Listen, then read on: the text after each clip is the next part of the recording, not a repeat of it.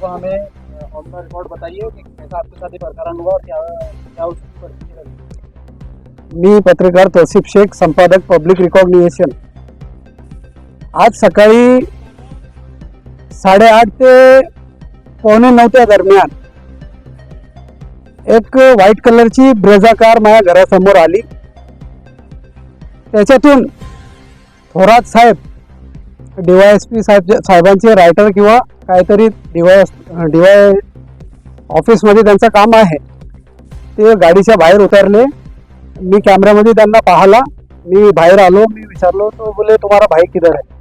बोला मेरा भाई अंदर है. बोले उसको बाहर बुलाओ. म्हटलं ठीक है सर, बाहर बोलो. मी गेलो, मग भावाला बोलून आणला. वो बोले भाई साथ में भेजो. मैं इसको पूछा कि रे भाई क्या है? तो बोले भैया कुछ नहीं हो, गोडाऊन पे आए रहेंगे. बोले मैं बोला ठीक आहे, यांच्यासोबत तू जा. मी त्याला पाठवला यांच्यासोबत. मग मी आंघोळ वगैरे केली. 20-25 मिनिटं मला लागले पोहोचायला. मी पाठवायच्या अगोदर कशाला बोलावलं किंवा काही समज वगैरे आणला का याची माहिती विचारली का? नाही, मी तेवढं विचारलं नाही आणि ते तेवढं मला बोललेही नाही. ते अधिकारी ते मला म्हणत होते की तुम्ही चला. म्हटलं तुम्ही जा, हे आहे समोर ज्याचं गोडाऊन आहे, जे धंदा करतोय ते तुमच्या सोबत येतोय, तुम्ही जा.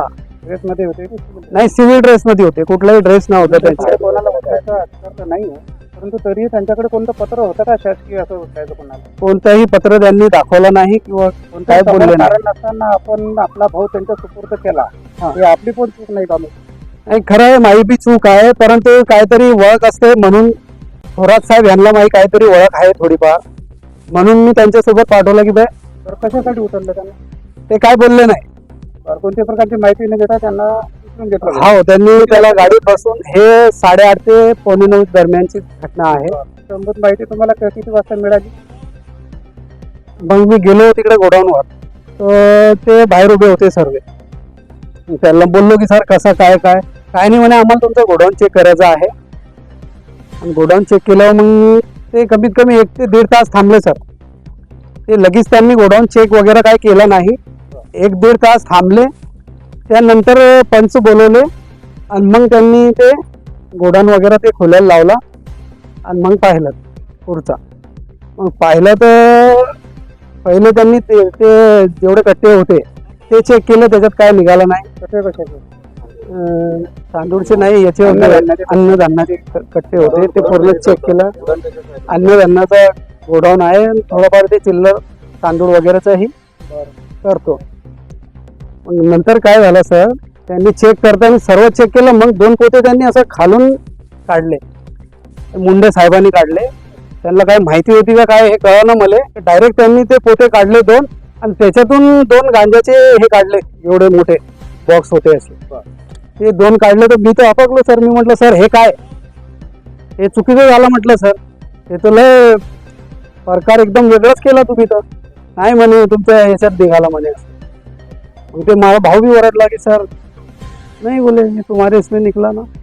मी त्यांना बोललो. मग बाहेर आलो. आपले पत्रकार बांधवांना फोन लावला तर सकाळपासून 30 ते 40 पत्रकार गोडाऊनवरच होते. मग साहेब जे गेले 10-10:30 वाजता, तर साहेब नंतर आले 4:30 वाजता पोहोचले परत गोडाऊनवर. तोपर्यंत गोडाऊन कोण होते? कोणीच नव्हतं, फक्त आम्ही होतो आणि आमच्या गावची जे डिपार्टमेंट आहे समजा ते होते. आणि त्यांचे त्या ठिकाणी सापडलं. हा, ते 4:30 वाजतापर्यंत तिथंच होतं का? हो, ते बी तिथंच होतं सर. मग ती वस्तू सापडल्यानंतरही तिथं असताना प्रशासकीय कोणी अधिकारी असे सोडून गेले गोडाऊन? नाही, गावातले जे अधिकारी होते आमचे ते होते, पण ज्यांनी कारवाई केली ते नव्हतं. समजा जे आले मस्त सिंगम स्टाईल मध्ये, ते गेले निघून. आणि नंतर ते 4:30 वाजता आले सर. 4:30 वाजता आले. त्याच्यात कोणता तहसीलदार किंवा पुरवठा अधिकारी हे कोणी नव्हते सर.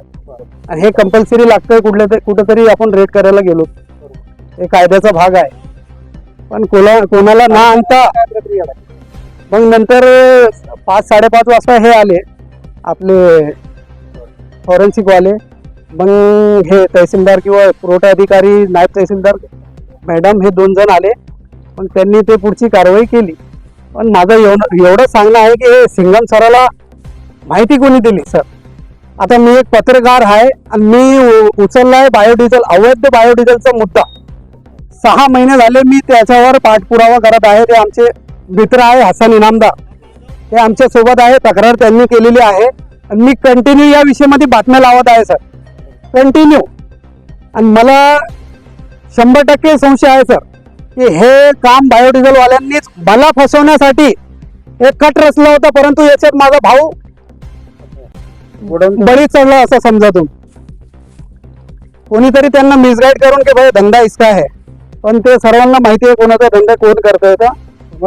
मला संशय आहे की हे बायोडिझेल वाल्यांनी कट रचला आहे. कारण की ईदच्या 2-3 दिवसानंतर कलेक्टर साहेब व DSO मॅडम सोबत आमची बैठक होती, असा आमचा बुलढाणा तहसीलदार यांच्याशी बोलणंही झालं आहे. आणि त्यांनी आम्हाला एक लेटरही दिला आहे जेव्हा हे आमचे लोक उपोषणाला बसले होते तेव्हा. तो माझा आमचे पत्रकार बंधू किंवा जेवढे आमचे गावकरी, तर पहिले तर सर्वांना समजते की खरा काय खोटा काय. सकाळपासून 300 ते 400 गावकरी आमची तटी आहे गोडाऊनवर. कंटिन्यू एक जाते, दुसरा येते, तिसरा जाते, फोन करून आम्हाला विचारते की तुम्हाला काय मदत लागते की सांगा, आमदार साहेबाला बोलायचं आहे का, खासदार साहेबाला बोलायचं आहे का. म्हटलं नाही, आम्हाला न्याय भेटन, हे आमची पत्रकार मंडळी आम्हाला हे या विषयामध्ये न्याय मिळवून देणार.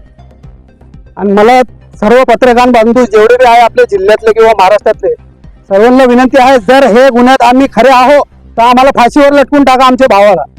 आम्ही त्याच्यात काय म्हणणार नाही, परंतु सत्य समोर आणा. हे कडकडीची विनंती आहे सर्वांना, सत्य समोर आणा.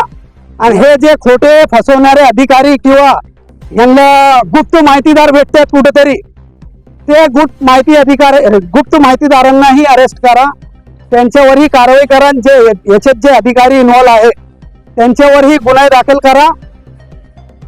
यांचे कॉल डिटेल, CDR जेवढे बी समजा सोशल मीडियातले भाग असते हे काढा आणि यांच्यावरही गुन्हा दाखल करा. मी तर जाणारच आहे सर पुढे.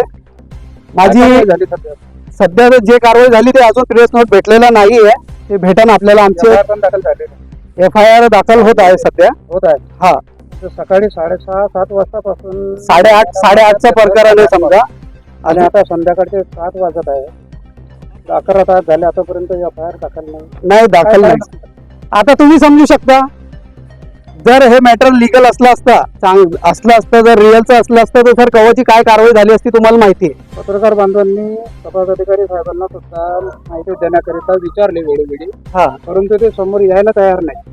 याचं कारण काय? त्यांच्याकडे जबाब नाही ना त्याचं, कसं येईल ते. त्यांनी खोटी कारवाई केली ना सर. कारवाई झाल्यानंतर ते म्हणता उत्तर देऊ. आता कुठे, आता तुम्ही आहे ना सर. 11 ते 11 जर 12 तास झाले, 11 वाजता कोणतं पत्रकारिता थांबणार? नाही, माझी वरिष्ठांना विनंती आहे, DYSP साहेब किंवा ऍडिशनल साहेब, SP साहेब, IG साहेब यांच्यापर्यंत मी पोहोचणारच आहे. पण आपल्या माध्यमातून मी त्यांना सांगतो की सर प्लीज तुम्ही याच्यात स्टिक ऍक्शन घ्या आणि सत्य बाहेर काढा, बस एवढीच विनंती आहे.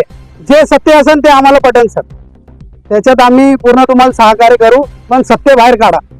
आज माझ्यासोबत झालंय, आता समजा मी हे प्रकरण उचललं बायोचा, ते हे माझ्यावर हे आलंय, उद्या दुसऱ्या विषयामध्ये तुम्ही दुसरे पत्रकार काहीतरी काढतील बाहेर सत्य, तर त्याच्या तुम्हाला परेशानी, तुम्हाला असं फसवं नाही. म्हणून माझी विनंती आहे वरिष्ठांना आणि मुख्यमंत्री साहेबांनाही विनंती आहे, कारण की गृहमंत्री बी तेच आहे. साहेब याच्यात आपण बी लक्ष द्या, कारण की हे पत्रकाराचा मुद्दा आहे सर. प्रशासनाकडून काय अपेक्षा आहे तुम्हाला? एवढीच अपेक्षा आहे की आम्हाला सत्य बाहेर काढा. जे रिअल आरोपी आहे ते सर्व आम्हाला आतमध्ये पाहिजे, ते सर्व आतमध्ये पाहिजे आणि आमचा भाऊ बाहेर यायला पाहिजे. बस एवढीच आम्हाला आमची विनंती आहे.